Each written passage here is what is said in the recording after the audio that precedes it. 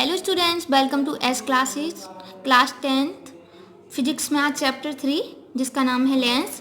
चलिए हम आज इसको पढ़ते हैं। पहले हम लेंस की डेफिनेशन देखेंगे। लेंस की डेफिनेशन, दो वक्र पृष्ठों से घिरा हुआ पारदर्शक माध्यम लेंस कहलाता है। ठीक है, इसको हम पिक्चर के माध्यम से समझते हैं। दो वक्र पृष्ठ, ठीक है, ये यहाँ पे ये एक वक्र पृष्ठ हो गया और ये दूसरा वाला। दो वक्र पृष्ठों से घिरा हुआ पारदर्शक माध्यम जैसे कांच, ठीक है, क्या कहलाता है? लेंस कहलाता है। ये वक्र पृष्ठ है, देखो ये वाला एक और ये दूसरा वाला। दो वक्र पृष्ठों से घिरा हुआ पारदर्शक माध्यम लेंस कहलाता है, अथवा एक वक्र पृष्ठ भी हो सकता है और एक समतल। इससे घिरा हुआ पारदर्शक माध्यम क्या कहलाएगा? वो भी लेंस कहलाएगा। एक वक्र पृष्ठ और एक समतल। यहाँ पे क्या दिखाए हैं मैंने? दोनों वक्र पृष्ठ दिखाए हैं, ठीक है। तो दो वक्र पृष्ठों से घिरा हुआ पारदर्शक माध्यम क्या कहलाएगा? लेंस कहलाता है, ठीक है। इसमें हम ये भी लिख सकते हैं, जैसे लेंस में गोली वक्र पृष्ठों का यूज ही ज़्यादा किया जाता है, ठीक है। ये किसकी महत्वपूर्ण विशेषता भी होगी लेंस की? किसका? गोली वक्र पृष्ठों का यूज किया जाता है। ये इसकी क्या हो गई? एक विशेषता के रूप में आ जाता है। अब हम इसके टाइप्स देखते हैं। लेंस के टाइप क्या क्या होते हैं, ठीक है। लेंस मुख्यतः दो प्रकार के होते हैं। नंबर एक अवतल लेंस और नंबर दो उत्तल लेंस, ठीक है। अवतल लेंस और उत्तल लेंस।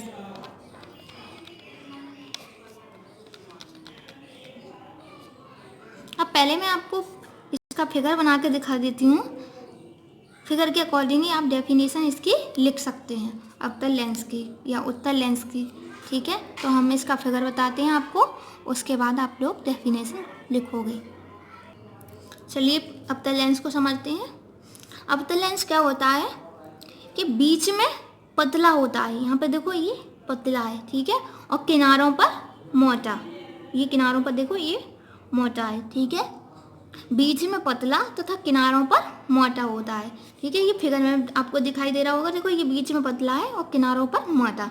तो हम इसकी डेफिनेशन लिख सकते हैं, अवतल लेंस बीच में पतला तथा किनारों पर मोटा होता है, ठीक है। इसे ही हम अवतल लेंस कहते हैं। अब अवतल लेंस को एक बात से और समझते हैं कि अवतल लेंस में अपसारी लेंस भी कहते हैं अवतल लेंस को, ठीक है। अवतल लेंस को कौन सा लेंस भी कहते हैं? अपसारी, ठीक है। अपसारी प्रकृति में आपको बताती हूँ, यहाँ पे ही बता देती हूँ, ठीक है। अब अवतल लेंस को अपसारी लेंस क्यों कहते हैं, ठीक है। इसकी अपसारी प्रकृति क्यों बताई गई है? क्योंकि ये प्रकाश की किरणों को अपसार कर देता है, यानी फैला देता है, ठीक है। इसलिए इस लेंस को क्या कहते हैं? अवतल लेंस, ठीक है।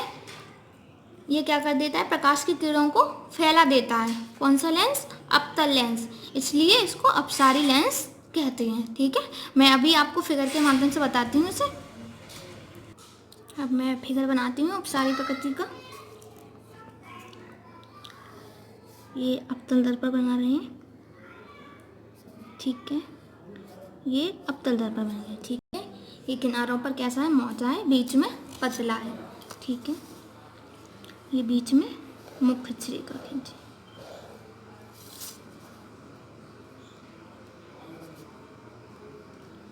अब इस पर हम क्या डालते हैं? प्रकाश की किरण डालते हैं, ठीक है। ये प्रकाश की किरण डाली। ये क्या? अपवर्तन के बाद ये अवतल दर्पण होता है, वो अपसार कर देता है, प्रकाश की किरणों को क्या कर देता है? बिखेर देता है, ठीक है, फैला देता है। यहाँ ये आभासी रूप में आएगा अपवर्तन के बाद। अब यहाँ पे ये मैंने दूसरी किरण डाल दी प्रकाश की।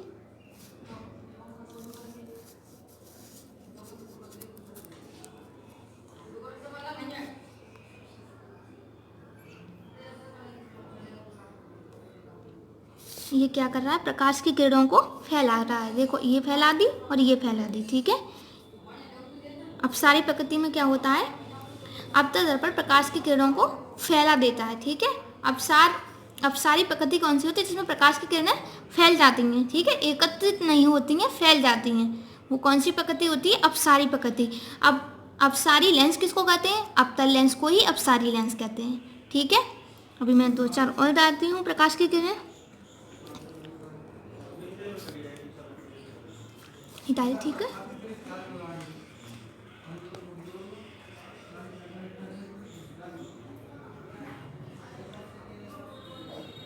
ठीक है, ये इसने यहाँ पे ये आभासी रूप में प्रतीत हो रही हैं और यहाँ पे ये इसने फैला दी सारी प्रकाश की किरणें।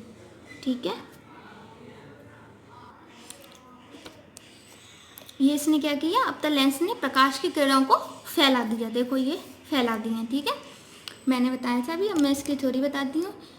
यह लेंस यानी अवतल लेंस ये समांतर आने वाली प्रकाश की किरणों को क्या कर देता है, फैला देता है, यानी अपसारित कर देता है। इसी कारण इस लेंस को क्या कहते हैं, अपसारी लेंस कहते हैं। ठीक है, यहाँ पे लिख देती हूँ जिससे आपको याद रहे। और एक बात और बता देती हूँ, जो अवतल लेंस होता है वो उत्तल लेंस से छोटा होता है। ठीक है, अवतल लेंस है वो उत्तल लेंस की अपेक्षा छोटा होता है। अब इसकी अपसारी प्रकृति में यह लिख देती हूँ, यह लेंस यानी अवतल लेंस, ठीक है, समांतर आने वाली, यानी देखो ये प्रकाश की किरणें समांतर जा रही हैं। ठीक है, आने वाली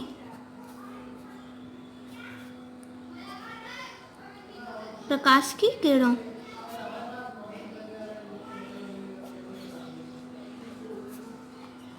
को फैला देता है। इसने देखो ये प्रकाश की किरणों के यहाँ पे ये फैला दी है। ठीक है, अपसारित कर दिया। जैसे ही ये दर्पण में जाएंगी, जैसे ही लेंस के अंदर जाएंगी, ठीक है, अंदर जाते ही चारों तरफ प्रकाश की किरणों को फैला देता है। ठीक है, किरणों को फैला देता है यानी अपसारित कर देता है, ये अपसारित कर देता है।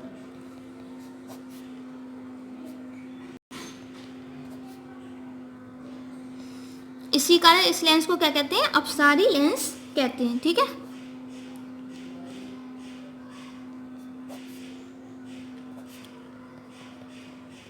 इस लेंस को अपसारी लेंस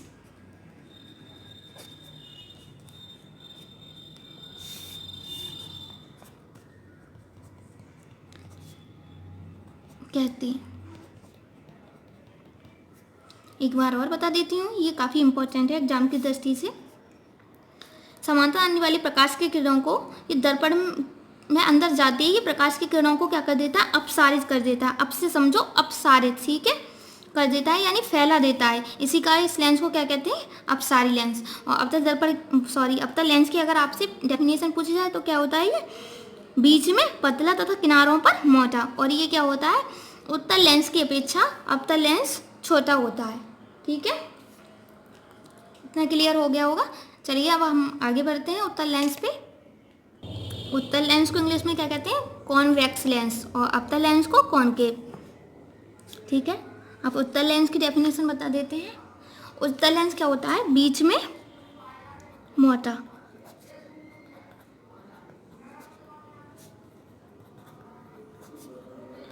बीच में मोटा तथा किनारों पर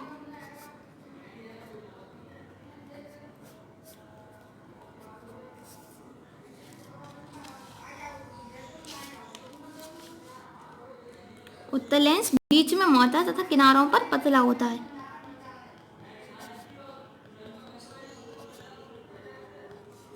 चलिए हम इसका फिगर बताते हैं आपको।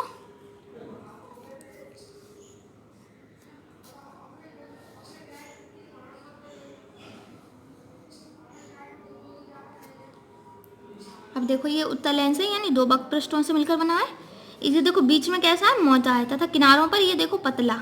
ठीक है, इसकी डेफिनेशन अब आपको अच्छे से याद हो जाएगी। देखो उत्तल लेंस बीच में मोटा तथा किनारों पर पतला। ठीक है, अब उत्तल लेंस को क्या कहते हैं, अभिसारी लेंस भी कहते हैं। उत्तल लेंस को क्या कहते हैं, अभिसारी लेंस।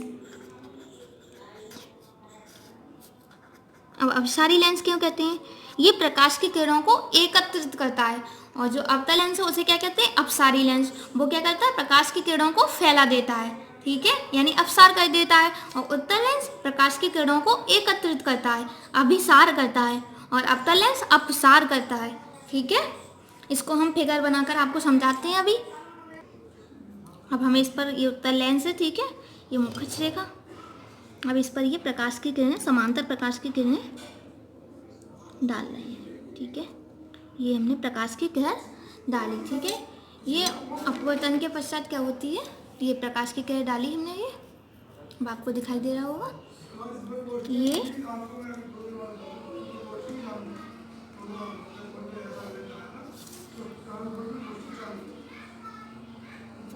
ये हम और डालते हैं यहाँ पे समांतर किरण, प्रकाश की समांतर किरण। ठीक है,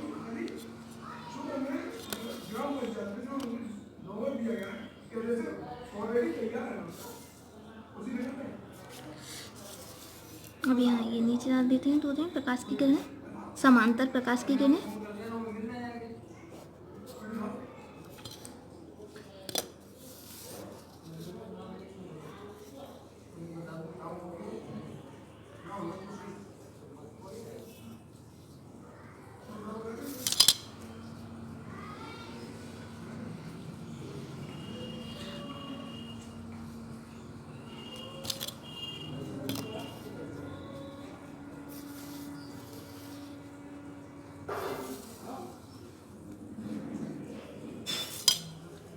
अब ये देखो, प्रकाश की किरणें जहाँ मिल रही हैं वो कौन सा बिंदु है, यानी मुख्य फोकस। ठीक है, ये प्रकाश की किरणें क्या करते हैं, उत्तल लेंस क्या करता है, ये प्रकाश की किरणों को एकत्रित कर देता है, न कि फैलाता है। ठीक है, इसलिए हम इसे क्या कहते हैं, अपसारी लेंस कहते हैं।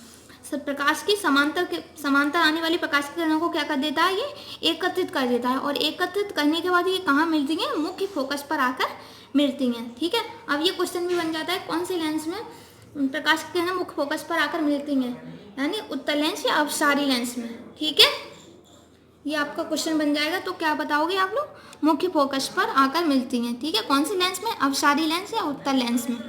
ठीक है, अब इसकी भाषा बता देते हैं, कैसे लिखोगे।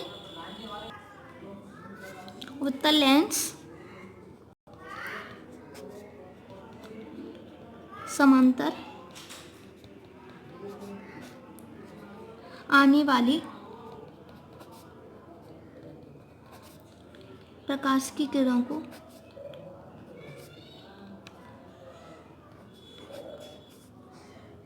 को एक बिंदु पर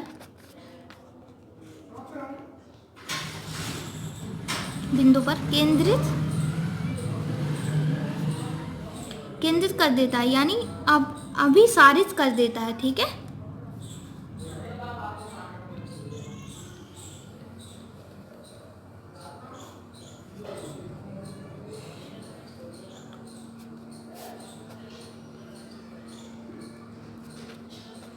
अपसारित करता है, इसी कारण इसको क्या कहते हैं, अभिसारी लेंस कहते हैं। ठीक है, कारण इस लेंस को, किस लेंस को कहते हैं, उत्तल लेंस को। ठीक है, इस लेंस को अभिसारी लेंस कहते हैं।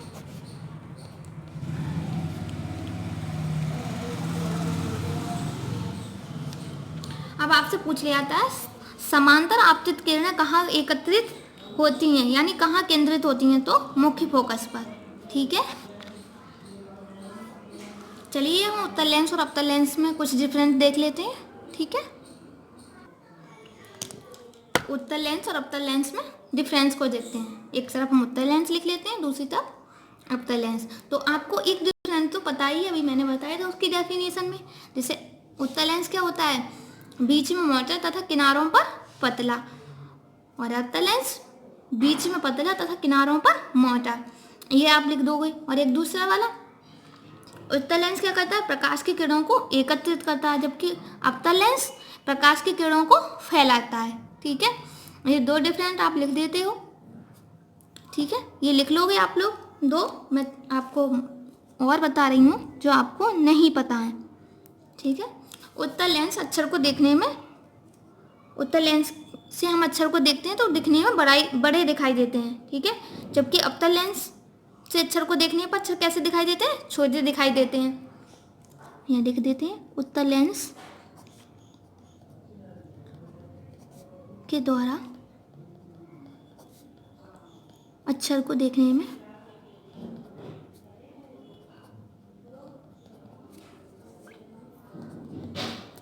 अक्षर बड़े दिखाई देते हैं।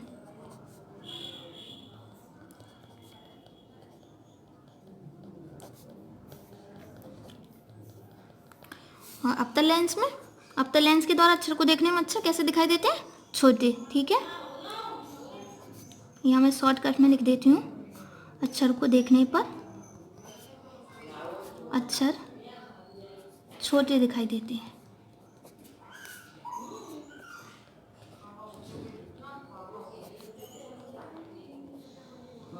अब हम नेक्स्ट समझते हैं।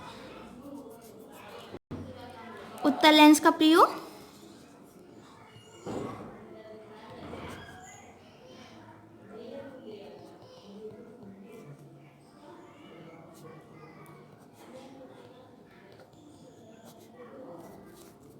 दूरदृष्टि के जो दूरदृष्टि दोष है उसके निवारण में किया जाता है। ठीक है,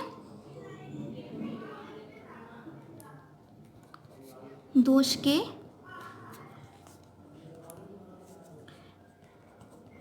निवारण के रूप में किया जाता है। बहुत इंपॉर्टेंट है, पूछ लिया जाता है आपसे 1 नंबर में।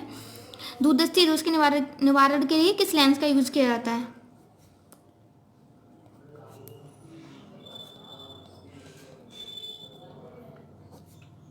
किया जाता है। जबकि अवतल लेंस का यूज किस दोष के निवारण के रूप में किया जाता है? निकट दृष्टि दोष के। ठीक है, निकट दृष्टि दोष के निवारण के रूप में अवतल दर्पण का यूज किया जाता है।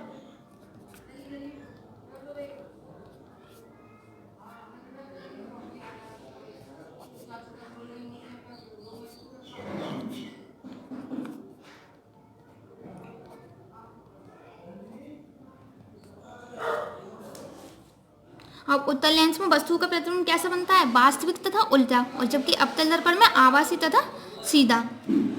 ये वाली कंडीशन मैंने आपको उत्तल दर्पण वाले लेसन में बताई थी, उसको भी देख लेना, उसमें इसका उल्टा होता है।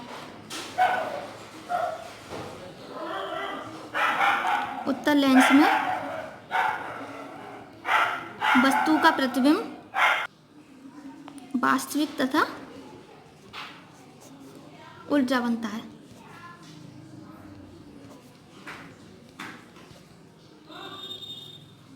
और इसमें आभासी तथा सीधा।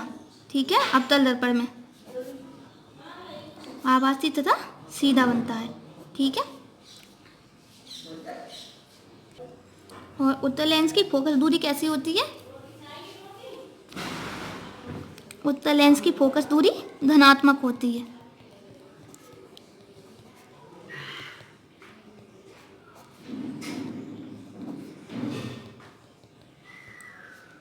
धनात्मक होती है, और जबकि अवतल लेंस की फोकस दूरी ऋणात्मक। ठीक है, अवतल लेंस की फोकस दूरी कैसी होती है? ऋणात्मक होती है। और एक और बताती हैं, उत्तल लेंस को अगर बाईं तरफ हिलाया जाए, ठीक है, तो प्रतिबिंब दोनों तरफ गति करता है, और अवतल लेंस को बाईं तरफ हिलाया जाए तो प्रतिबिंब बाईं तरफ ही गति करेगा। ठीक है,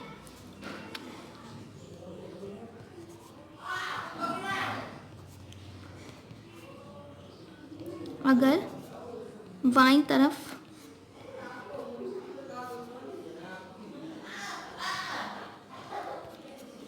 हिलाया जाता है तो प्रतिबिंब दोनों तरफ गति करेगा। ठीक है, यानी बाईं तरफ भी और दाईं तरफ भी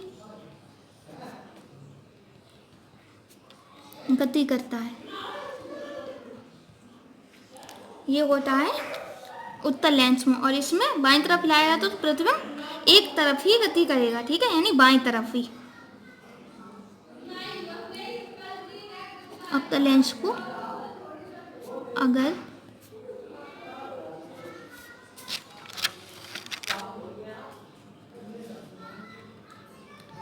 बाईं तरफ हिलाया जाता है तो प्रतिबिंब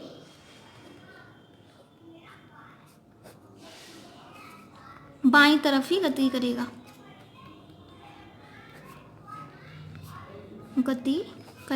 करता है। ठीक है,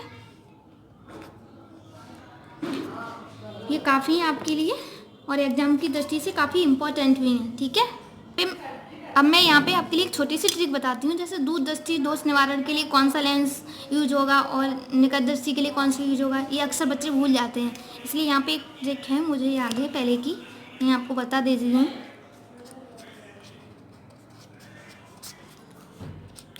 दोना, ठीक है, दोना से मैं बताती हूँ आपको, कोशिश कर रही हूँ जिससे आप भूलो नहीं, हमेशा याद रहे, एग्जाम की दृष्टि पे आपको याद आ जाए एकदम। दोना, दोना क्या बताया था मैम ने, ठीक है। यहाँ दोना से हम डी से लगाएंगे दूर दृष्टि दोष, ठीक है, दूर दृष्टि दोष।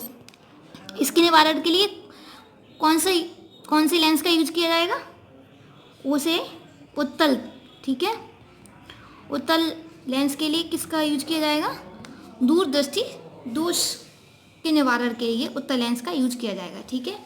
एन से निकट दृष्टि दोष, निकट दृष्टि दोष, ठीक है, इसके लिए किसका यूज किया जाएगा, अवतल दर्पण, ए से अवतल लेंस, ठीक है। डी से दूर दृष्टि दोष, ओ से उत्तल लेंस, ठीक है। दूर दृष्टि दोष के निवारण के लिए कौन सा लेंस यूज होगा, उत्तल लेंस। और एन से निकट दृष्टि दोष, इसके निवारण के लिए कौन सा लेंस यूज होगा, अवतल लेंस, ठीक है। आई होप ये ट्रिक आप कभी नहीं भूलेंगे, ठीक है बच्चों। मैं उम्मीद करती हूँ कि मैं आपको जितनी बातें मैंने बताई हैं, जैसे उत्तल लेंस, अवतल लेंस के बारे में, वे सभी बातें आपकी अच्छी से समझ में आ गई होंगी, ठीक है बच्चों। इसलिए मेरे टॉपिक को पूरा पढ़ें, ध्यान से पढ़ें, और अच्छा लगा हो तो इसे लाइक ज़रूर किया करें, वीडियो को ज़्यादा से ज़्यादा शेयर किया करें, और चैनल को सब्सक्राइब करें, ठीक है, तथा बेल आइकन पर क्लिक करना ना भूलें, जिससे आपको जल्दी से जल्दी लेटेस्ट वीडियोज़ मिल सकें। Thank you.